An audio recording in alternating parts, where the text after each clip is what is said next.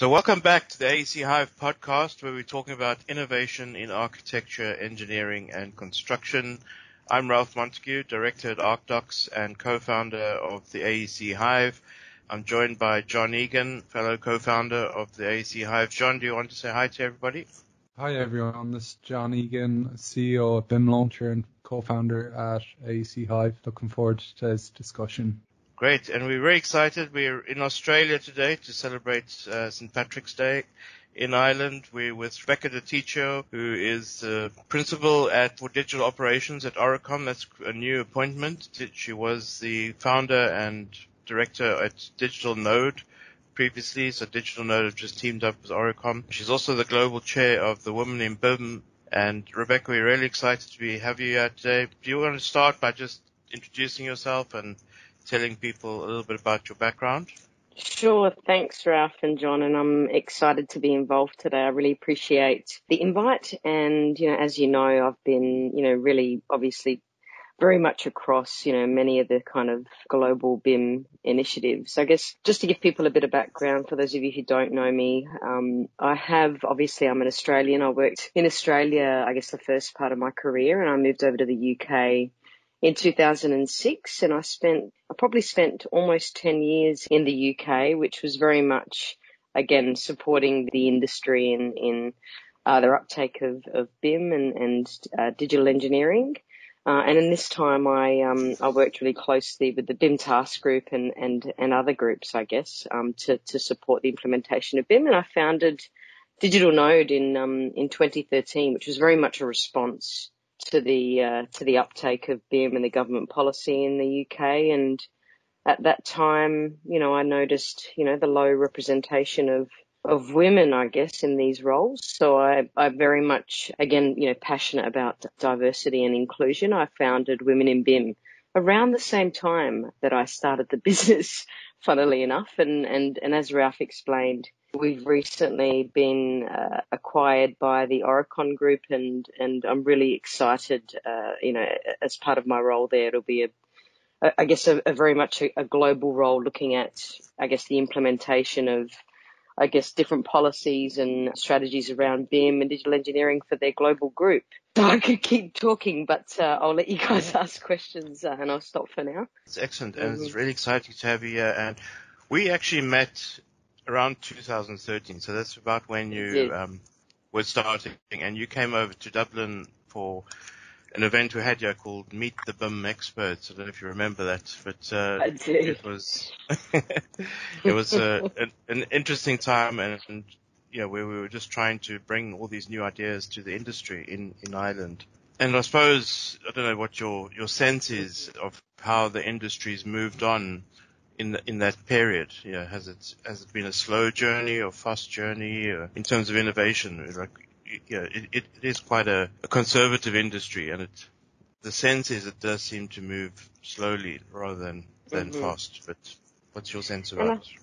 Look, I think, coming from, I guess, my experience in the UK, certainly I spent long enough there to be very much embedded in the construction industry. I mean, I worked heavily across architecture and construction for many years, and then kind of bled into the BIM space. But I did find that, with obviously with the policy through government and all the standards that were developed, I saw a very, a progressive industry in that region. I mean, certainly having spent obviously now the last 5 years back in Australia, I've very much seen, I guess, how progressive it actually was. I think when you're embedded within it and you're a part of it, you don't actually see it as well as you do when you kind of step outside of it.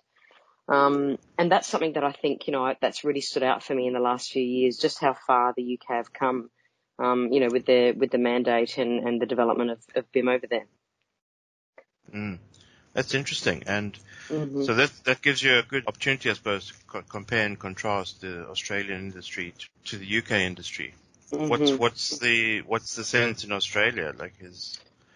Well, it's also, I mean, I guess because we were commissioned very early by British Standards Institute to develop all of the BIM courses in the UK. So we wrote we were the first authors of all of the BIM courses that supported the implementation of BIM level 2. We were then commissioned subsequently we acted as a kind of global delivery partner for BSI. So we worked with BSI in APAC very closely, so Asia Pacific and Australia and New Zealand. And I guess even though based out of Australia, most of the work that I've undertaken has been outside of this region. So, I think COVID has allowed us to work remotely, but even before COVID happened, I was still working remotely. But certainly, I guess not just in Australia, New Zealand, but, across Asia and even, other regions that we've worked in. I think, the UK still stands very much as a leader strategically, I think, in the BIM space, due to the foundations of, I guess, the BIM policy, really, that was developed and the subsequent standards. So that's interesting that policy has been a big driver, because obviously it's probably one of the few countries that have had a strong top-down policy, compared to other countries. And yet, when you look at maybe the Scandinavian countries, maybe the policy wasn't as top-down, but they've been leaders as well. So it's quite interesting to compare the different approaches in the different countries.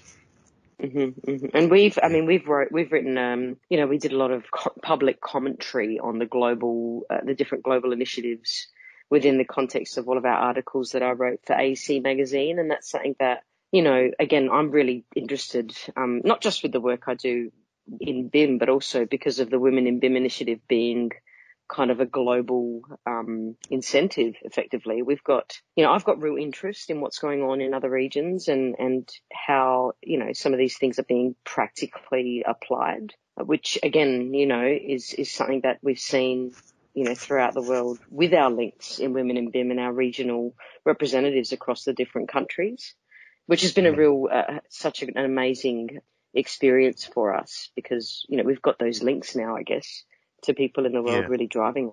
Oh, that's amazing.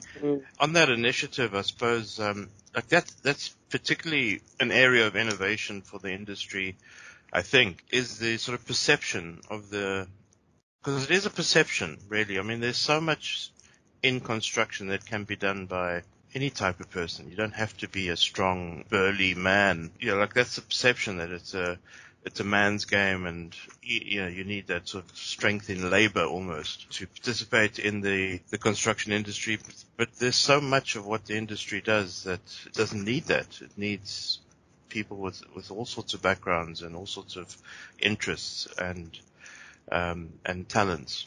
Absolutely, and that is an area of innovation that's needed, is to try and tackle that perception, isn't it? Oh, look, totally. And I think that's, again, it's something that one of our work streams effectively focuses on, encouraging and I guess driving young women to enter careers in BIM, not just careers in construction, because obviously there are wider industry groups that focus on, the fact that we need more women in construction. But I guess for Women in BIM, it is very much looking at how we can support, I guess a more diverse, open platform, for women to enter these types of careers, because they're constantly changing, Ralph. They're constantly changing, and technology is evolving so quickly that, we need to be, I guess, driving and supporting the best talent we possibly can. What is it, you think, that creates this perception? Because, like you and I both, I suppose, from an architectural background, and we probably see how exciting this industry is, because you're literally creating the world, the built environment that supports everything that society does, the places we live and work and where our kids go to school, and it's an incredible industry. But what is it that's sort of perpetuating that perception of this industry as not a good place to go?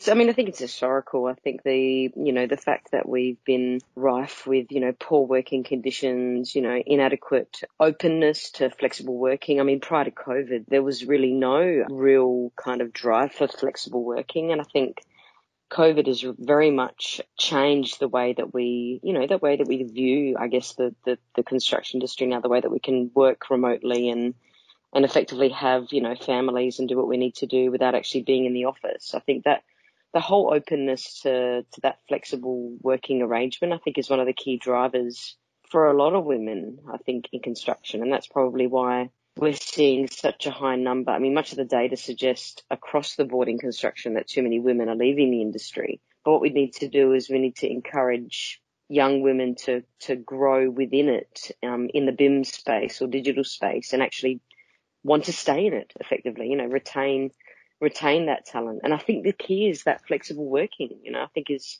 ensuring that we can retain that. I was having a discussion yesterday, in fact, with somebody who was questioning, I suppose, whether things would go back, well, as they said, normal. Yeah, and I suppose that's a question on a lot of people's minds at the moment. We've had to embrace this remote working, this modus operandi, but maybe a lot of people are thinking, well, things will go back to normal and we'll end up in site huts and trailers. And is that the way things are going to go? Or?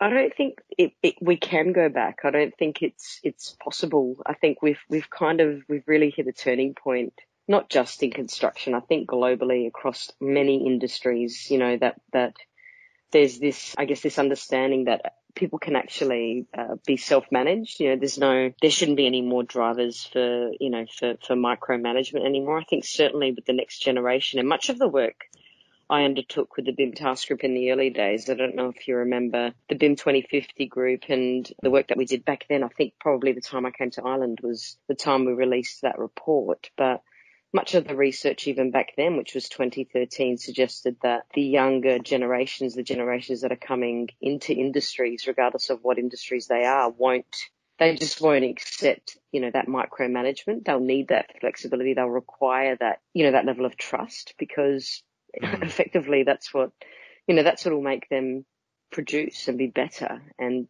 thrive, and again, regardless of what gender, that's something that, I think will just happen anyway, but certainly not. I don't think we can go back to the way we were.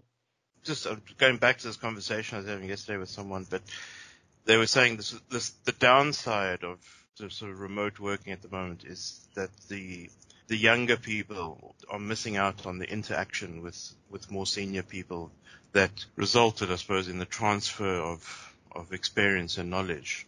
So you don't have those interactions in the office where you can turn around and ask somebody a question, or, I was thinking, what is the antidote to that?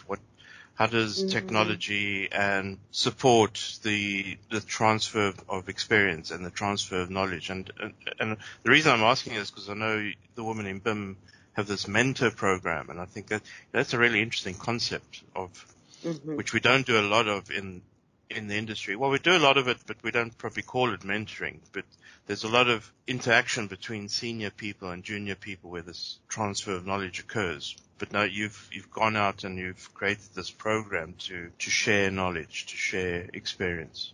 And can technology support that?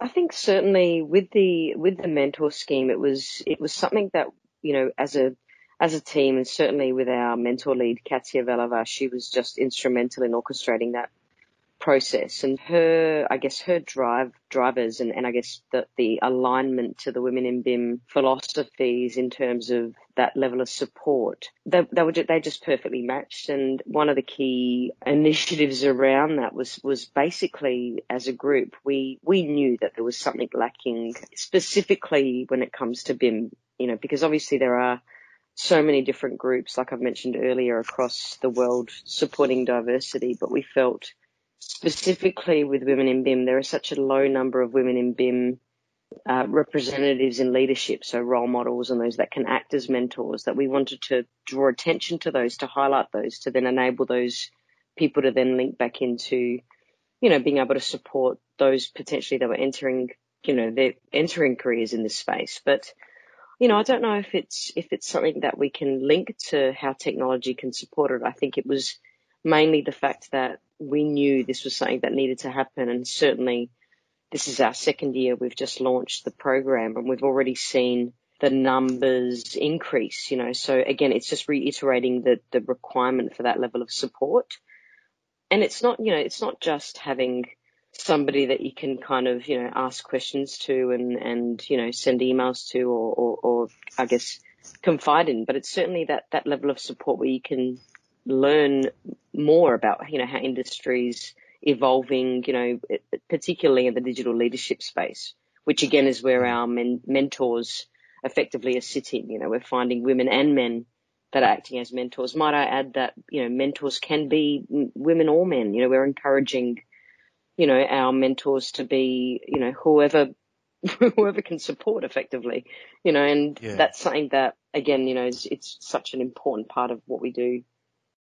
I might bring you here in, John, because you run a business and you're in this software development business, but of course your business is distributed, like the people that build and work together are all, not in the same space.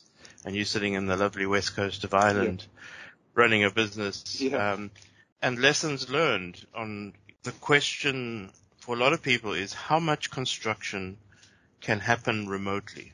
Because your immediate thought is, well, it can't, because we all have to be in the same place, constructing the building. But of course, that's not true. Like a lot of it can happen remotely. And how does remote working work in your space?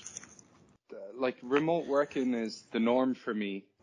Like we have one guy in Bali, one guy in Turkey, and one guy in England, and one guy here sitting in the west coast of Ireland, as you said. We communicate through Slack. The other big thing that's required successful remote working is this new, I call the new concept of asynchronous communications that needs to take place within the team to give that flexibility to people across different time zones to deliver their work in their own time. And what I find myself as a team leader doing is trying to make the living conditions the best that they can be for my teammates.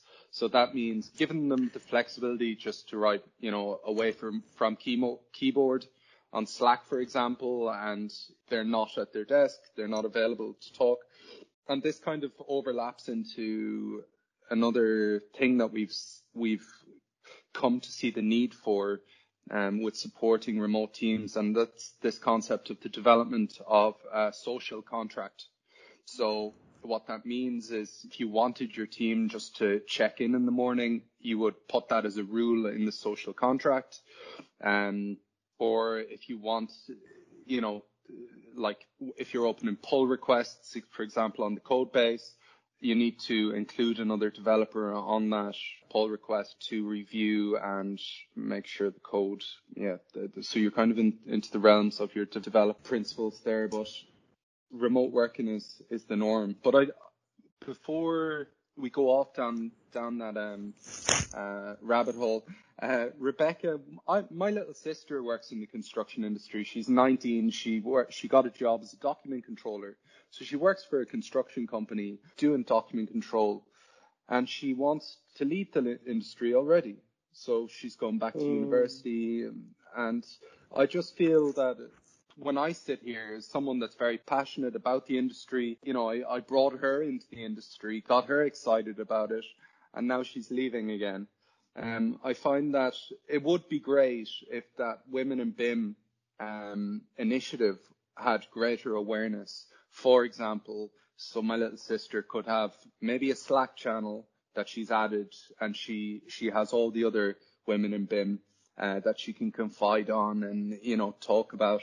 Like the other thing that I've noticed as well from my dealings with customers is that the women that I encounter are very, they're very good. They're very knowledgeable about the processes.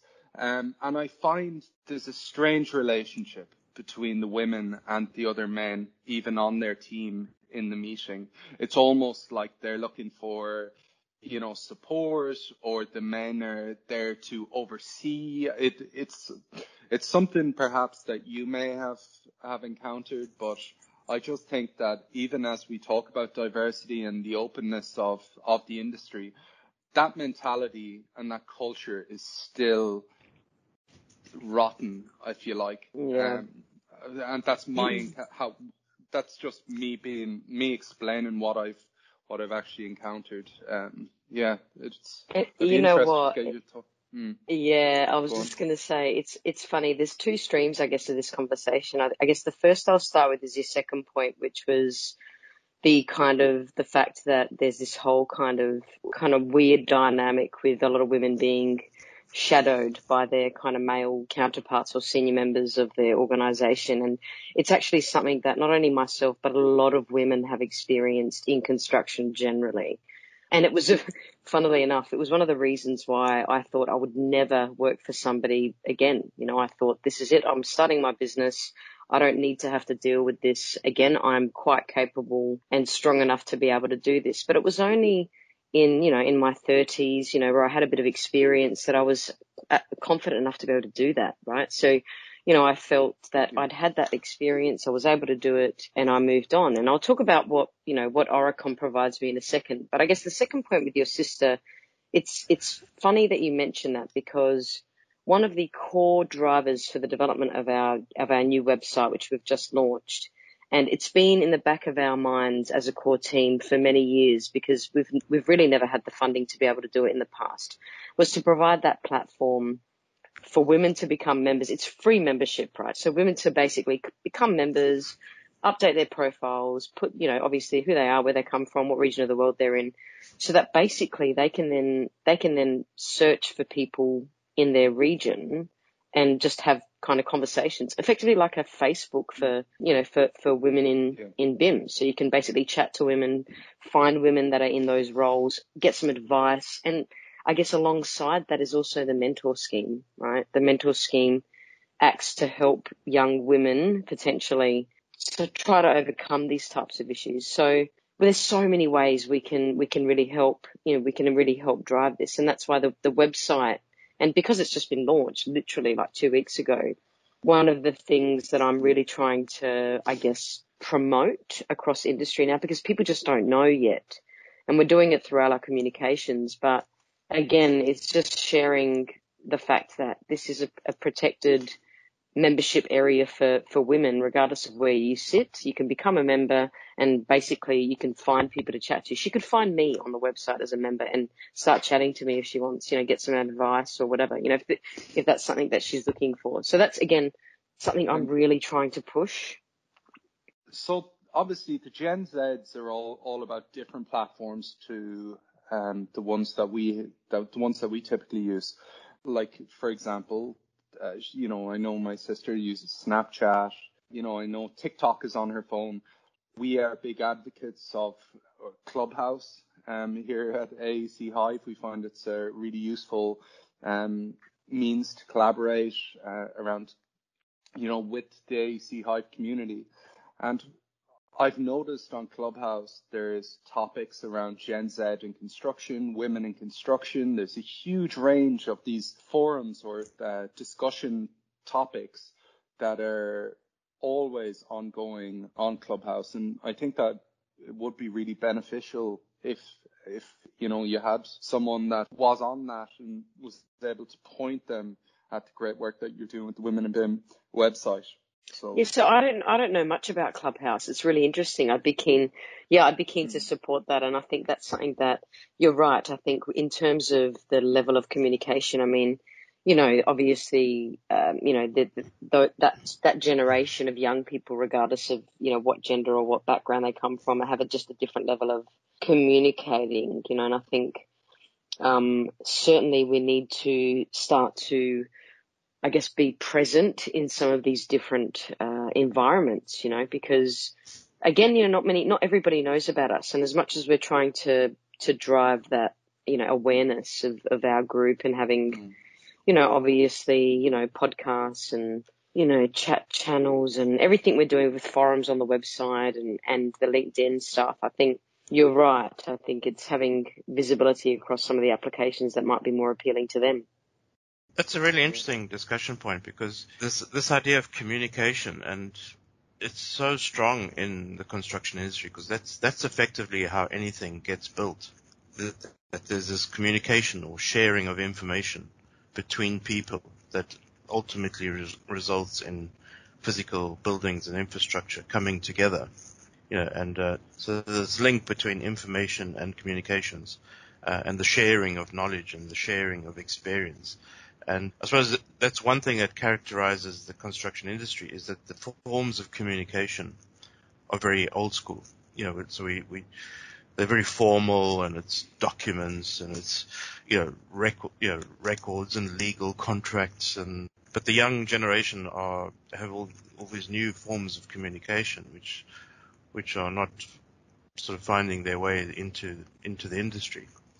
I mean, that you could say that's the ultimate problem of BIM. Even BIM is like, if you break it down, like BIM is this communication of information in a digital format, and a lot of people feel excluded from that because it's just not their world. Their world is old school documents, legal contracts, and the physical cooperation of people to share information in a co-located space, and that's what's being challenged, I suppose, even by this COVID crisis. But modern ways of working and working from home and all sorts of things are challenging that old school way of communicating.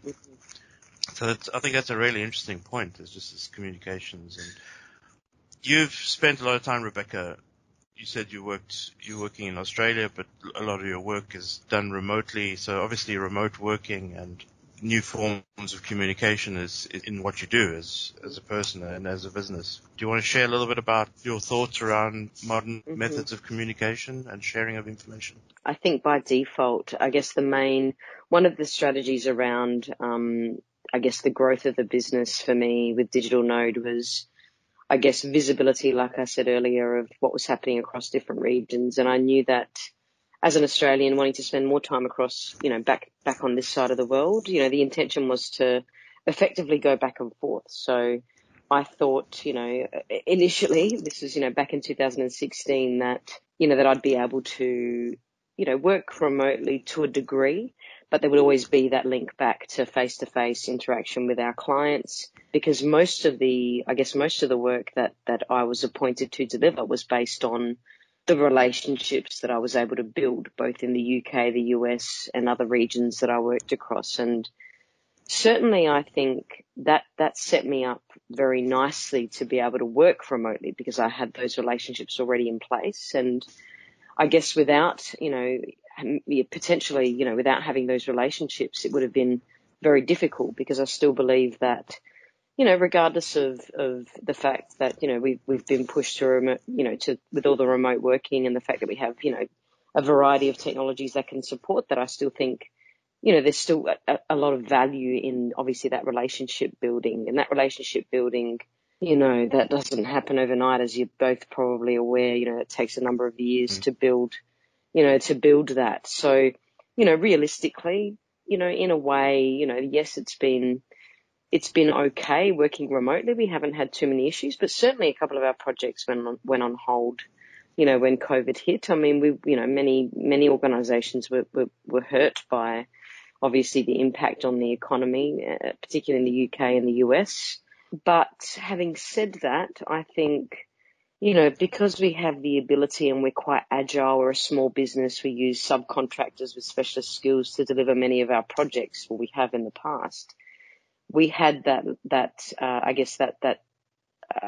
savvy, technology interactivity in place already. We're already using applications, like Slack and other things to communicate anyway, even though, we were working potentially in the same region as some of our clients. So, I guess it's twofold. One side of me thinks, would I have been able to do this, if COVID never happened, where would I be effectively in the world to start with, and what would I be doing? But the second part of me thinks, as a business owner, I think I was really fortunate that I'd built the reputation and brand of the business before COVID hit. And certainly we were already, technology savvy company. So we had all of that in place, and we were ready to address those challenges, because many companies weren't, Ralph. I think that's the issue. Many companies have really struggled with it. Yeah, absolutely. Well, that is the issue. And even in the industry, the issue is still people trying to grapple with technology and new ways of communicating and new ways of sharing knowledge and information. So it's a continuous issue. Yeah. I mean, and that's one of the reasons, I mean, just to quickly finish up, that's one of the reasons that I guess the acquisition was so appealing to me, because I guess for those people who know me very well, particularly in the UK, know that I've worked really hard to build that brand around Digital Node, but Oricon as a business had, that kind of, I guess, strategic alignment to what we were doing. We had the very similar philosophies around the way technologies could enable the remote working, the flexibility, and, again, supporting clients in delivery on both on, BIM and digital engineering, but also, outside of that. Becca, could you talk to us a bit about the acquisition process? And, you talked a lot about relationship building before, in the conversation leading up to this point. Can you talk about, how long were you engaged with Aurecon? What kind of work you did? When did you see this opportunity? Was it something you'd been working towards for a couple of years, or did it come around at the start of COVID, which almost is a couple of years now, is it? Yeah. But maybe. Yeah. I guess so it's a funny story. I think for me, I've always been the sort of person, I guess both professionally and personally, that's, again, I bring up relationships all the time. It's all about relationships, right? And it's about people. And particularly when I moved back, again, I didn't intend to move back, but when I relocated with the intention of spending more time in Australia, I came across, I guess, their organisation, because they effectively, Australia, New Zealand, Asia, Middle East, they don't have a huge representation in the UK or the US, which is effectively where I was working. So I guess the first, 2016, 17, when I first started to build, I guess, my brand and reputation on this side of the world, I came across some of the people in that business. And it was an interesting process, because I was connected, again, and you both know the BIM community on a global level is very small. So I was already connected to some of the people within that business, and those people that I knew well, some really, really nice and very intelligent people that I knew very well. But certainly at that point, we were looking at, there was no intention of any kind of connection to an acquisition. It was very much just to look at supporting what they were doing. So we're engaged by them in 2017 to kind of support and oversee some of their internal documentation, and work closely with their internal team to support, some of the kind of impacts of BIM in this region. And after that, it was just, again, industry affiliations, being involved in the same user groups, with the 19650 feedback community, as well as industry events and that sort of thing. And I guess around probably last year, certainly we were growing steadily still in the UK, the US, and through Asia, but there was still no real growth in Australia and New Zealand for Digital Node, and that was predominantly because there was, we just didn't have that level of support here. So I guess conversations in that realm started, because we wanted to be able to work closely with clients in this region, particularly because the Australian government departments are starting to take them seriously, and have been over the last 18 months, I'd say, or 2 years. So the conversations started a bit more seriously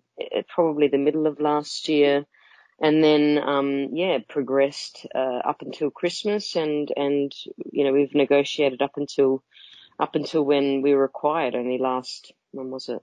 A few weeks ago. So it's been a journey, but certainly for me, it was not about an acquisition. It was never about an acquisition. It was more about working with the right people, across industry to influence change. And I saw some great alignment, again, with the people that are really pushing digital, strategic digital processes across, their clients across many regions. So it's been such a short time. So, we're it's still, as a business owner, it's still really scary for me, but I think, I'm really excited about, what the next, few years are going to look like for me. Could you talk to us about Oricon? Because I just had a quick Google there, and it's not an oral contraception pill company, I take it. So for those that don't know what Oricon actually is, could you talk a bit about that, and I suppose what your vision is for this merger and where you think you'll go with your vision over the coming years?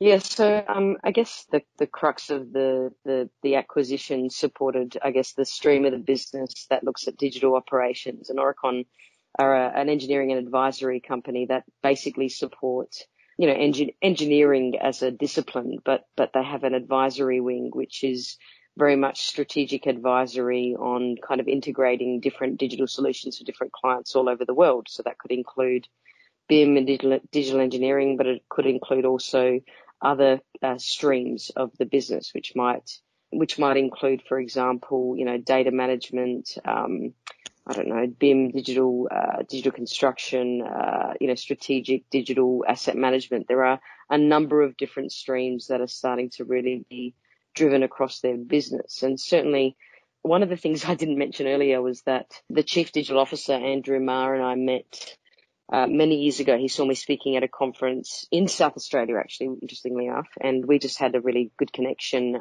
And, we both very much thought that there was a nice alignment to what their service offering was in terms of digital engineering and advisory and what I could offer them. And that's when I was appointed. So he's effectively their Chief Digital Officer. But underneath, I guess, the digital brand is not only, like I mentioned, the BIM and digital stuff, but also, their futures teams. So, they have specific people that focus on, what the digital future of our industry might look like. So again, I guess putting all of that together, because there's so much, two of the things that appealed to Oricon when it came to appointing me in this role, but also acquiring the business, was firstly the work, again, that I've done with, I guess, all over the world, really, with digital advisory, with some of the clients that we've worked with, not only, again, in the UK, but also, in the US and the Middle East and other regions, but also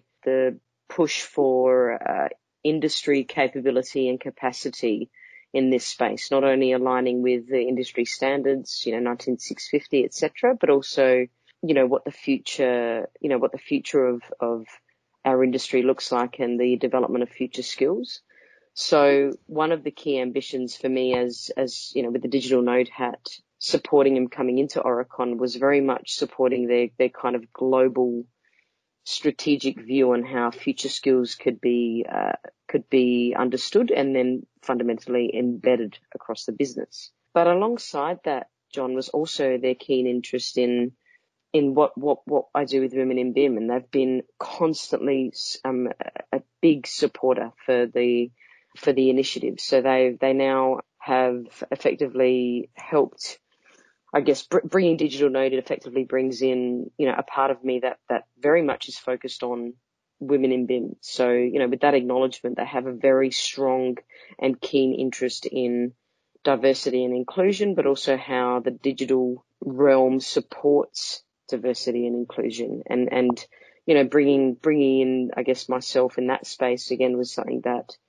I'm really keen to nurture as being part of that business, to grow numbers for women in BIM across the Aurecon group, to have the Aurecon group support women in BIM as a larger entity across the world, really. So I mean, there's just so much, and again, it's strategically we're aligned in terms of, I guess, some of the products that we offer effectively to industry. And I want to pick up on what you're saying about the future of the industry, because that's, of course, what we're all about on AC Hive, is innovation, and innovation for the purpose of making the future better. What, in your mind, is the most frustrating thing that you see about the industry that needs the biggest area of innovation, that needs the most attention, if you like, when it comes to planning or looking at some sort of future for this industry? I still think it comes down to the framework for how digital can fundamentally change and affect the way we work, because we can talk about technology for as long as we like, but without having, I guess, people across industries and organizations that strategically can start to, I guess, influence and then implement some of these processes and innovations, then ultimately it fails. I mean, you can have as many smart, innovative people as you like across a business. You still need really smart, innovative leaders. And I think that's where we're still lacking. I think there's a lot of smart people and really strong leaders in the BIM and digital space across the world, but we just need more of those types of people. We need these sorts of conversations across, the digital space to be commonplace across industry and across organizations, rather than just be a division or a wing of a business that generally gets neglected. And again, I see that so common. It's such a common occurrence across our industry globally, where a lot of organizations are either appointing one person or bringing in a couple of people to look at the BIM stuff or the digital side of things without strategically implementing it within their business planning. So I think that's really where I think is one of the biggest hurdles, because again, we need, innovators and entrepreneurs, and those sorts of people, regardless of their backgrounds, they still need to be resourced and positioned across our businesses to support that change. That's absolutely true and interesting, because you see that quite often that, that there's the BIM person on a project, as if nobody else participates in the sharing and communicating of information, which is incredibly wrong, because everybody does. That's the way things happen. But it's funny that people have sort of isolated BIM as a thing that a person or a small group of people might do on the side of the project, and everybody else would just carry on as normal. So that's an interesting point. What else in your discussions with Oricon, and the futures of construction, what would you say is coming down the tracks that you're really excited about? I mean, look, we do much of the work that I've been doing sits in the education space. So we obviously we do a lot of research in the fact that there needs to be an understanding of what digital processes are to come and how they will fundamentally influence our sector. And it all comes down to, for us, the uptake of the citizen, the digital citizen. And when I say the digital citizen, it's all about, the smart city agenda and looking at how, the BIM/digital engineering processes and initiatives and technologies can start to influence the wider city landscape, and how city authorities are starting to, some of the largest cities across the world are starting to really take interest in how they can be more open with, data standards, and embedding digital processes and supporting digital startups in the smart city space. So again, because we've been working with BSI, we're seeing that these sorts of conversations are being had on the city authority level, so the government level, where governments across China, Japan, even Asia. We know that the UK has been very progressive obviously with the work undertaken within the Centre for Digital Built Britain on the kind of smart city agenda. But again, I think when we look forward, we understand that there's a lot of data out there, the Internet of Things, all of that sort of stuff, which everybody's been talking about for so long. But I think in the coming years, we'll see a strategic view on how that can start to be implemented in terms of open data standards and certification for smart city standards across the world, I think. And again, technology just will fuel that. I think that's something that, having that accessibility to data is going to become a really critical element, I think, to our cities. Absolutely. Mm-hmm. And how would you encourage women, but also young people, about the future of construction? What's your message to people out there about the future of construction? I think it's all about being, I think, touching on some of the conversations we had earlier about that kind of flexibility with being able to understand how technology can fuel that flexibility without looking at traditional roles in the same way anymore. Because, unfortunately, there's still an issue with, education. And as much as there's been work across the universities globally with implementing, different processes and technologies across our discipline degrees, there's still that issue. So I think what we're seeing is an uptake of apprenticeships, which again gives those young people more of a realistic picture of what a career in construction looks like. I think until you're actually embedded within it, I know for me personally, I studied architecture over here for 5 years before I started working in architecture, and if I could turn back, would I do it again? I'm not sure. I don't think I would, if I'm honest, because it was totally different to what I thought it would be. But having said that, it's positioned me to where I am now, which is wonderful. But I guess the advice really is just to, work experience, embedding yourself in, if apprenticeships are really important because they give young people, that realistic picture. And again, getting involved in the social media aspect. I think, John, you mentioned it again with groups like ours being more visible, for young people. I think, if our groups, would potentially have that visibility across schools and universities and things like that, I think that would be a real benefit, to be able to connect some of the young people thinking about entering careers in construction and then what the actual reality looks like. I mean, one of the projects, I guess, to touch on before we finish is that the Women in BIM regional lead group in Australia are hosting a series of webinars on careers in BIM. So, what is the realistic picture of a career in BIM? What does it look like? What is my role? What is my title? And what I'm actually doing on a day-to-day level. And, we're recording all of those and we're going to host them on our website. But again, that's, I guess it's just about having clear visibility, and embedding yourself, I guess, if you're a young person interested across as many social platforms as you can, to learn and be supported. So we've come to the hour, but John, any final questions from your side? No, I'd like to thank Rebecca and obviously her great efforts with the Women in BIM initiative. Rebecca, we have a community platform called AEChive.net. It would be a great place to, and obviously within that community, we have a good mix of men and women. Perhaps some of the women do not know about, the initiative that you have going with Women in BIM, and it might be a great recruitment ground, if you like. So if you could, we have a listing section there where you can advertise the webinars that are coming up, and we also have a blogging place as part of the website. If you if you had a blog that talked about the initiative and what you were hoping to do, and a bit more information about how people could engage with your initiative, it could be really good for the women in our community. But aside from that, yeah, I'd like to really thank you, and I wish you all the best with your journey in Oricon. And I look forward to seeing the work of the Futures team, more of that in Ireland, hopefully, sure, at some point in the future.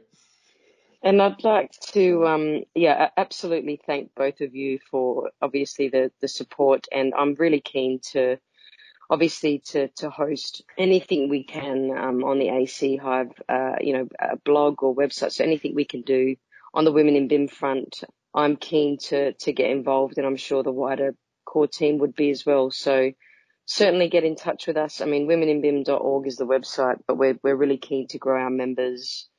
And, the new website was only launched, the new platform was only launched on the 8th of March.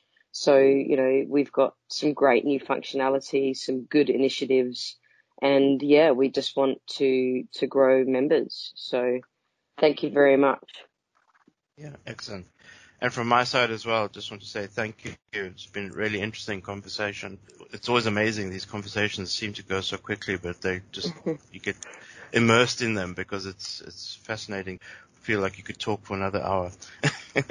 But we will keep talking, and we will obviously, we're really excited about helping your initiatives through the AEC Hive community. And as you said, it's all about building relationships, and that's what community is all about, sharing information and supporting those futures of construction. So from my side, it's been great to talk to you, to get your insights, and I'm sure everybody's going to appreciate it. So I hope you have a great St. Patrick's Day in Australia. Thanks, Ralph. And it's the end of the day here, so I'll be grabbing a glass of wine and going to sleep, basically. But no, again, keep in touch, and anything I can do to support, more than happy to do so. Thank you.